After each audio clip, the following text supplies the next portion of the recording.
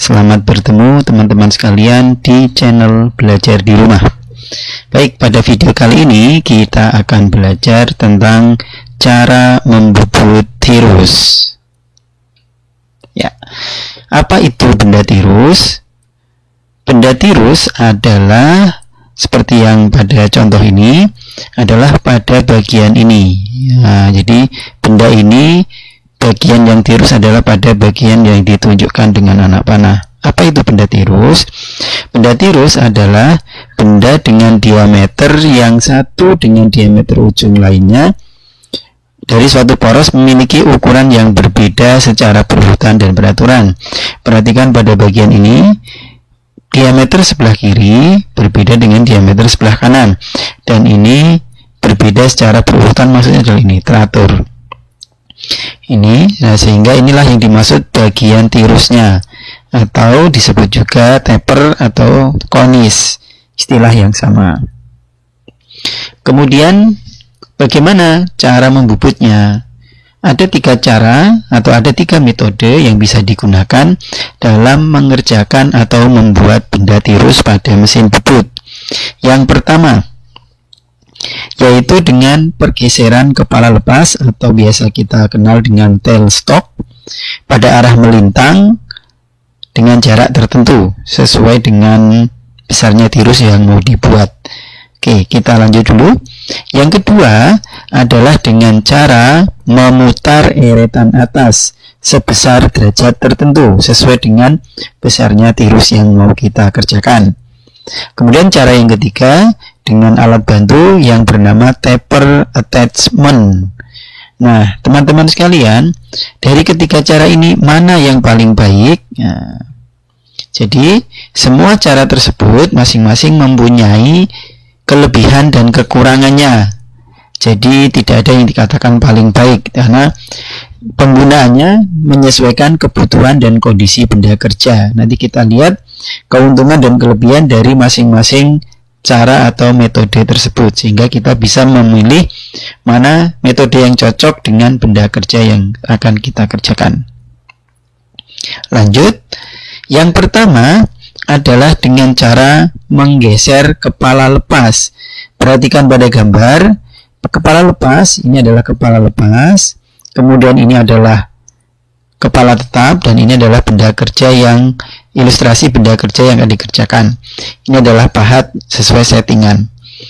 Nah, pada metode yang pertama ini yaitu dengan cara menggeser posisi kepala lepas pada arah melintang, yaitu arah ini, arah yang tegak lurus terhadap bidang meja mesin. Maksudnya gimana? Nah, jika kita pada kondisi pembubutan normal, senter kepala lepas dengan senter kepala tetap berada pada garis lurus, sehingga proses pembubutan bisa menghasilkan benda yang silindris.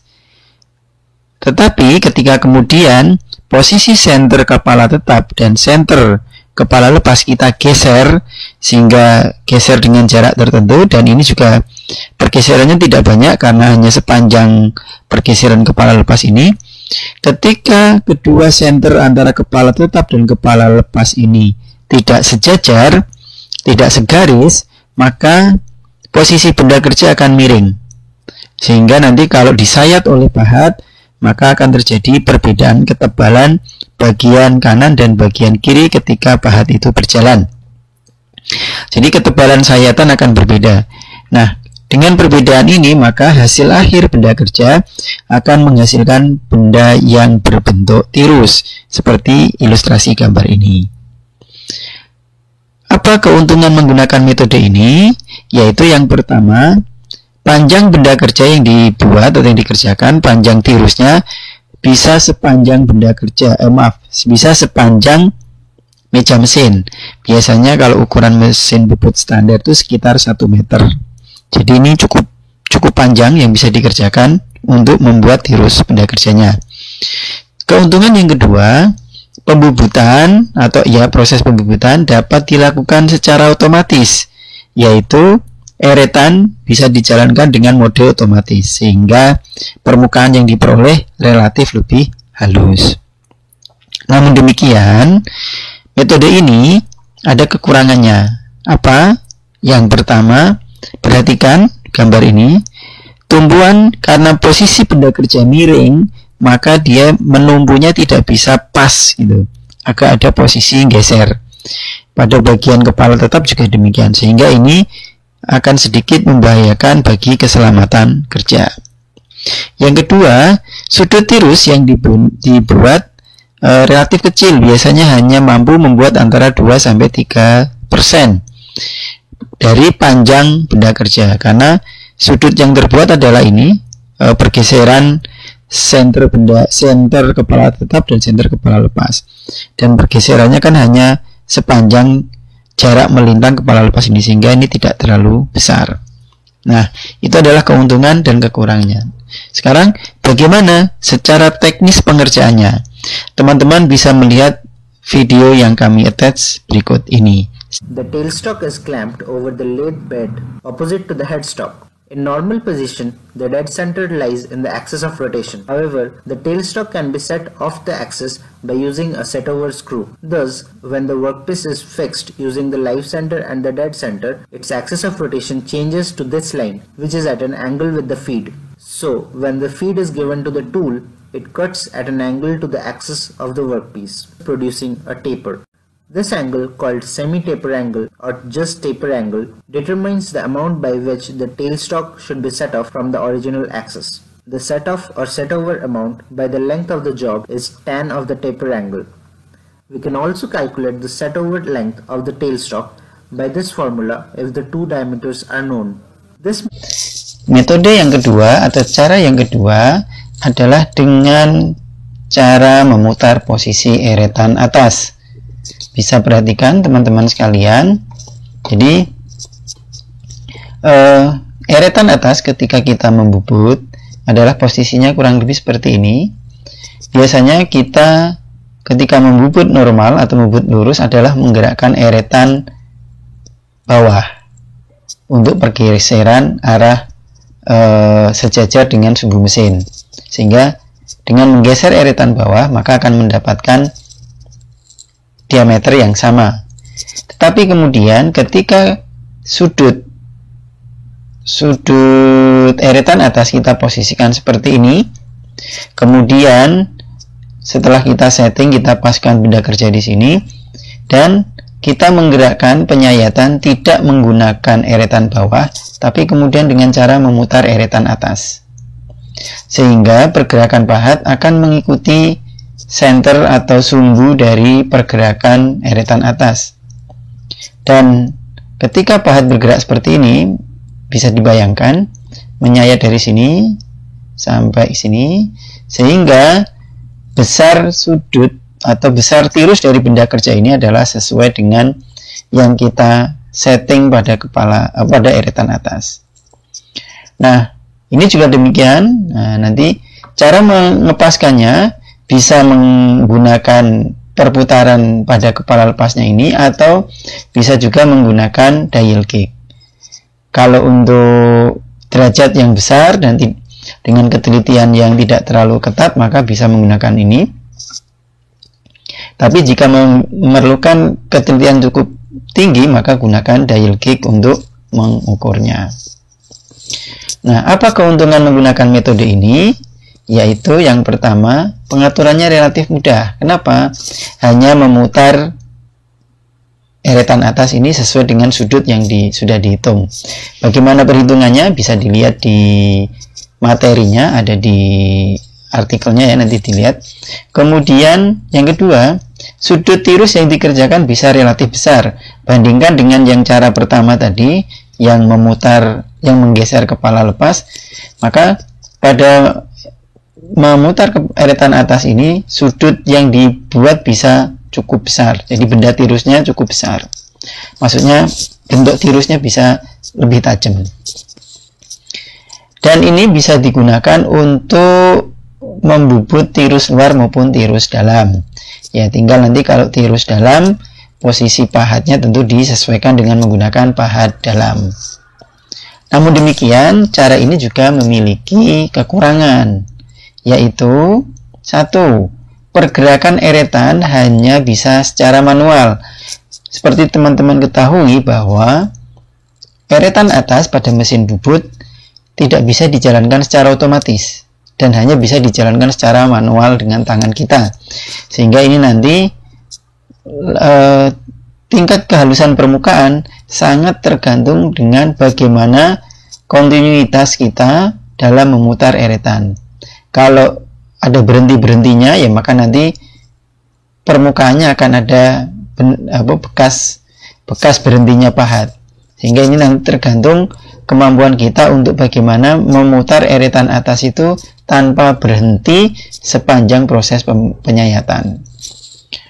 Kekurangan yang kedua, nah ini panjang benda kerja atau panjang tirus yang dikerjakan ini tidak bisa panjang. Biasa cukup pendek karena memang tergantung sudut ini dan juga maksimal sepanjang pergerakan eretan atas. Yang kita tahu juga pergerakan eretan atas itu tidak terlalu panjang.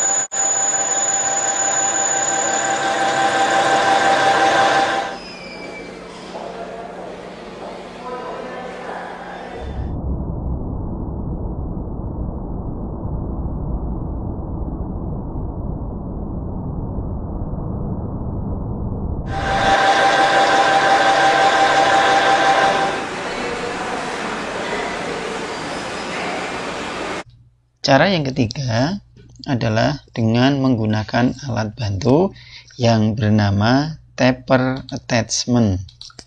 Yang mana taper attachment? Perhatikan struktur mesin bubut berikut. Ini adalah tool post, kemudian ini adalah eretan atas, ini eretan lintang, dan yang sebelah sana adalah eretan bawah. Ini kita melihat dari bagian belakang ya. Tentunya di sebelah sini adalah kepala tetap dan di sebelah sini adalah kepala lepas. Nah, perhatikan alat bantu yang ini. Nah, inilah yang disebut dengan taper attachment, yaitu attachment atau tambahan alat yang digunakan sebagai alat bantu ketika membubut tirus. Jadi pada prinsipnya nanti eretan lintang ini akan dikontrol oleh pergerakan dengan taper attachment-nya. Setelah disetting dengan sudut tertentu, dihitung, kemudian disetting berapa sudut kemiringan benda tirus yang mau dibuat, diatur sedemikian rupa, sehingga kemudian ketika dijalankan menggunakan entah mode otomatis atau manual pada eretan bawah, maka pergerakan pahat ini akan mengikuti jalur pada taper ini, yang tentunya membentuk tirus.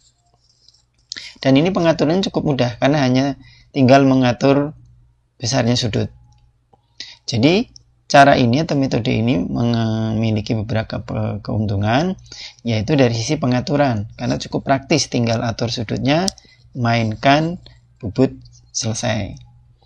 Kemudian pembubutan bisa dijalankan secara otomatis. Tadi ya, Begitu sudah diatur, maka kemudian pembubutan dilakukan secara otomatis. Sehingga hasilnya atau permukaannya bisa lebih bagus. Dan ukuran tirus juga relatif panjang, karena bisa sepanjang taper ini yang biasanya panjang sepanjang meja mesin. Jadi benda kerja tirusnya bisa lebih panjang. Namun demikian, ini juga memiliki kekurangan, yaitu sama dengan menggeser kepala lepas tadi, sudut tirus yang dikerjakan biasanya kecil, hanya sekian derajat nih, tergantung tempernya nih, beda-beda ya, macam-macam. Tapi biasanya relatif. Terima kasih atas kunjungannya. Selamat menyimak pada video berikutnya. Jangan lupa klik subscribe, like, and share.